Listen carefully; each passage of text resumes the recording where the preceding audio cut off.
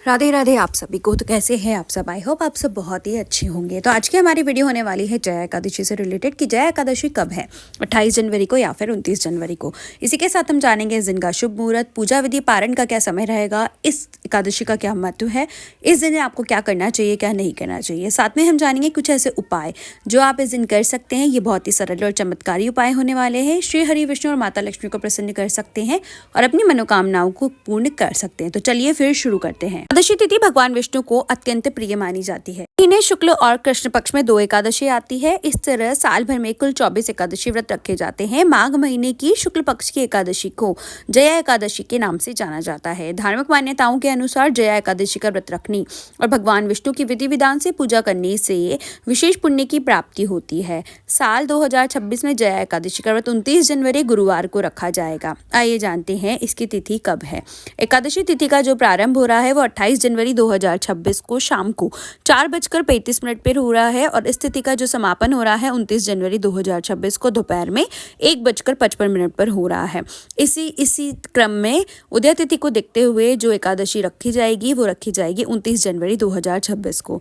पारण यानी व्रत को तोड़ने का जो समय रहेगा वो 30 जनवरी 2026 को सुबह 7:10 से लेकर 9:20 तक रहेगा और द्वादशी तिथि जो समाप्त होगी वो 30 जनवरी 2026 को सुबह 11:09 पर समाप्त होगी। एकादशी का व्रत पितरों की मुक्ति के लिए उपाय करने का भी दिन होता है। यदि पितृ भूत पिशाच योनि में है तो उनके साथ साथ पूरा परिवार कष्ट पाता है। इससे असाध्य रोग होते हैं। परिवार के सदस्यों को एक एक करके बीमार होना, काम में असफलता मिलना, अचानक धन संकट आदि का होना पितरों की नाराजगी का संकेत होते हैं। जया एकादशी का व्रत करने से पितरों को भूत पिशाच योनि से मुक्ति मिलती है। जानते हैं जया एकादशी व्रत की पूजा विधि। जया एकादशी के दिन सुबह जल्दी उठकर स्नान आदि से निवृत्त हो जाएं। इसके बाद घर के मंदिर में दीपक जलाएं। भगवान विष्णु का गंगा जल से अभिषेक करें। उन्हें पुष्प तुलसी दल अर्पित करें। भगवान विष्णु के साथ माता लक्ष्मी की भी पूजा करें। धूप दीप दिखाकर भगवान की आरती करें और सात्विक भोजन का भोग लगाएं। ध्यान रखें कि भोग में तुलसी का प्रयोग अवश्य करें क्योंकि बिना तुलसी के भगवान विष्णु भोग ग्रहण नहीं करते हैं। इस दिन अधिक से अधिक भगवान विष्णु का ध्यान करें और संभव हो तो व्रत भी रखें। आइए जानते हैं जया एकादशी पूजा सामग्री के लिए भगवान विष्णु की मूर्ति या चित्र, पुष्प, नारियल, सुपारी, फल, लौंग, धूप, दीप, घी, पंचामृत, अक्षत, तुलसी दल, चंदन और मिष्ठान। हिंदू धर्म में जया एकादशी का विशेष महत्व माना जाता है। यह एकादशी भगवान विष्णु को समर्पित होती है और माघ माह के शुक्ल पक्ष में आती है। मान्यता है कि जया एकादशी का व्रत रखने और विधि विधान से भगवान विष्णु की पूजा करने से व्यक्ति को पापों से मुक्ति मिलती है। कहा जाता है इस व्रत के प्रभाव से मनुष्य को मृत्यु के बाद मोक्ष की प्राप्ति होती है।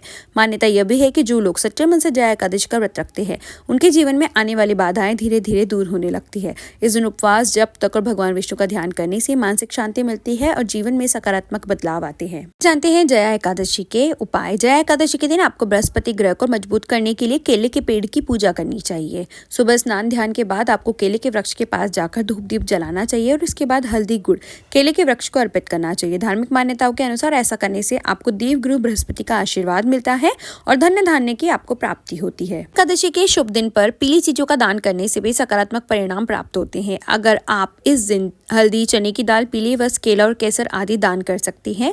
इन चीजों का दान करना आपको पारिवारिक व सामाजिक जीवन में खुशियां दिला सकता है। इस उपाय को करने से बृहस्पति देव के साथ ही भगवान विष्णु का आशीर्वाद भी आपको प्राप्त होता है। अगर आप जया एकादशी के दिन चंदन या केसर का तिलक अपने माथे पर लगाते हैं तो ऐसा करना भी आपके लिए शुभ होता है। केसर का तिलक लगाने से आपकी बौद्धिक क्षमता तो बढ़ती ही है, साथ ही आप करियर कारोबार में भी शुभ फल प्राप्त करते हैं। गुरु ग्रह को मजबूत करने के लिए धार्मिक पुस्तकों का अध्ययन और भगवान विष्णु के मंत्रों का जप भी आप जया एकादशी के दिन कर सकते हैं।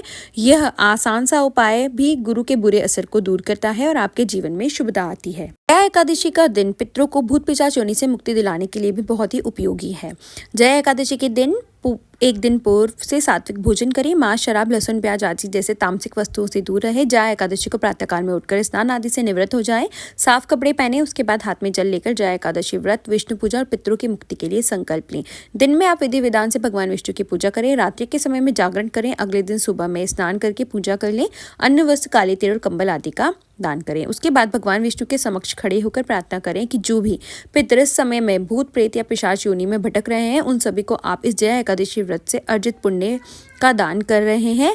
हे प्रभु, अपनी कृपा से मेरे सभी पितरों को मुक्ति प्रदान करें और उनको अपनी शरण में ले लें ताकि कष्टों से मुक्ति मिल सके। प्रार्थना के बाद पारण करके व्रत को पूरा करें।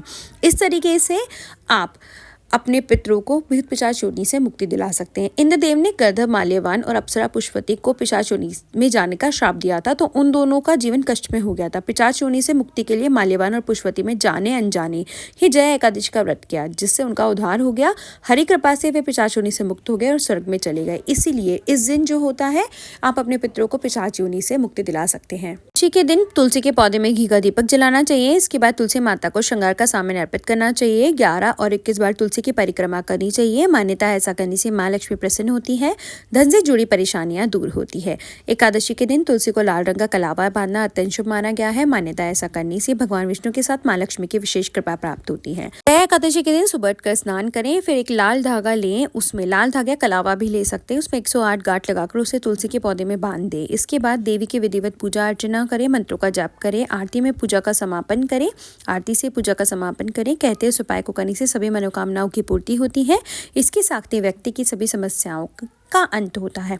जिन लोगों को लगातार धन से जुड़ी मुश्किलों का सामना करना पड़ा है, उन्हें जया एकादशी के साथ साथ प्रतिदिन भी माँ तुलसी की उपासना शुरू कर देनी चाहिए। रोजाना उन्हें जल चढ़ाना चाहिए। शाम के समय में के सामने घी का दीपक जलाना चाहिए। कहा जाता है इस उपाय को करने से माँ लक्ष्मी खुश होती है और घर में सदैव के लिए स्थिर होकर विराजमान होती है।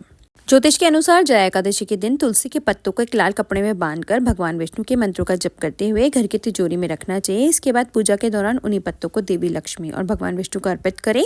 इससे आपके घर में आर्थिक लाभ हो सकता है। जया एकादशी के दिन एक लाल कपड़ा तैयार करें, उसमें विवाह का सामान रख हैं, फिर इसे देवी लक्ष्मी को अर्पित करें। अगर आप इस उपाय को अपनाएंगे तो आपके वैवाहिक जीवन में होने वाली परेशानियां दूर हो जाएंगी, साथ ही परिवार के बीच प्यार बना रहेगा। जया एकादशी के दिन रात भर जागरण करते हुए भगवान विष्णु के मंत्रों का जप करना और भजन करना बहुत लाभकारी माना जाता है। इससे आपके आध्यात्मिक ऊर्जा में वृद्धि होती है। भगवान विष्णु लक्ष्मी की कृपा भी आपको प्राप्त होती है। जया एकादशी के दिन आपको गजेंद्र मोक्ष, विष्णु सहस्त्रनाम या फिर नारायण कवच में से किसी भी एक का पाठ अवश्य करना चाहिए। ऐसा करने से आपके जीवन की सभी समस्याएं दूर होती है और हर क्षेत्र में आपको प्रगति मिलती है। अगर आपको वीडियो जानकारी अच्छी लगी हो तो वीडियो को लाइक कीजिए और ऐसी ही और वीडियोस देखने के लिए मेरे चैनल को सब्सक्राइब कीजिए। Thank you for watching. Shri Hari Vishnu.